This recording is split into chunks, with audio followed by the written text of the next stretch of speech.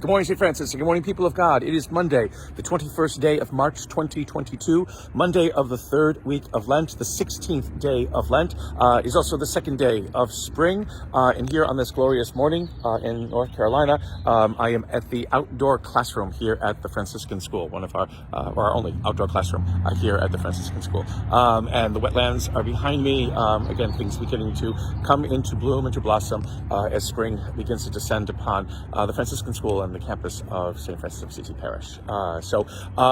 On this Monday of the third week of Lent, we hear two readings which are really out of the norm of, again, well, most of the readings are out of the norm for what we might think about Lent being, and that's about, about forgiveness, about mercy, about asking God to pardon sins, etc., etc., etc.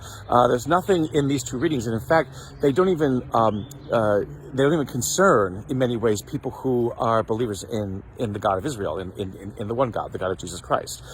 So from the second book of Kings, we hear the wonderful narrative of Naaman, the Amorite, who is struck with leprosy, and he is told to go to Israel, to the king of Israel, and to ask for the prophet Elisha to be able to heal him. And Naaman comes, seeking the healing, but going to Elisha, and again, the king of Israel thinks that Naaman's coming to attack, because that's what kings do sometimes, and they don't listen. And so, but Elisha says, let him come to me and I can see what I can do.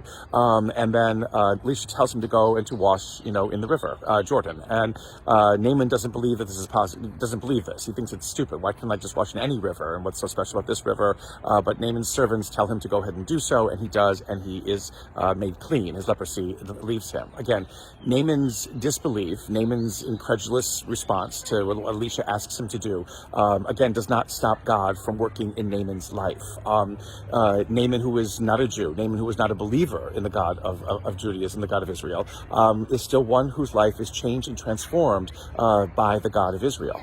Again, it shows God's extravagance, God's wonder, God's never-ending desire to help humanity, to help all people who seek help, who want their lives to be transformed, who want their lives to be healed and made whole. This is a God who does this, and without having to prove ourselves, merit anything, deserve anything, is a God who works, again, extravagantly.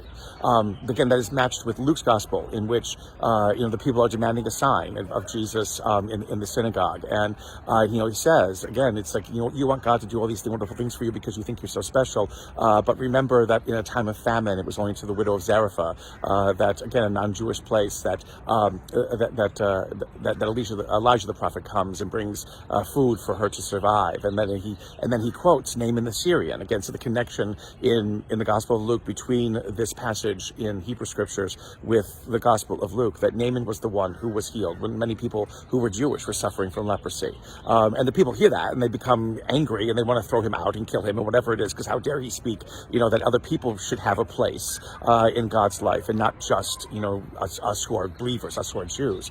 And in many ways, again, that's still the same for us, who are Christians. Is that sometimes we think that we have it better, we have it all together, that we are the ones who are deserving of all that God gives, and that everybody else can basically just move to the side or move to the margins. And that is not the case. Again, the wonderful, extravagant affection that God has for us, the wonderful, extravagant love that God has for us, is evidenced in so many ways, not just in our own ways as believers.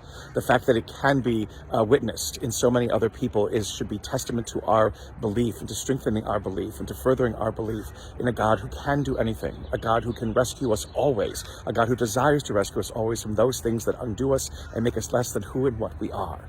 This is the God, again, who Lent reveals to us, the God who we are once again asked to remember and to embrace, the God, again, who makes our lives whole. And may the Lord give you his peace.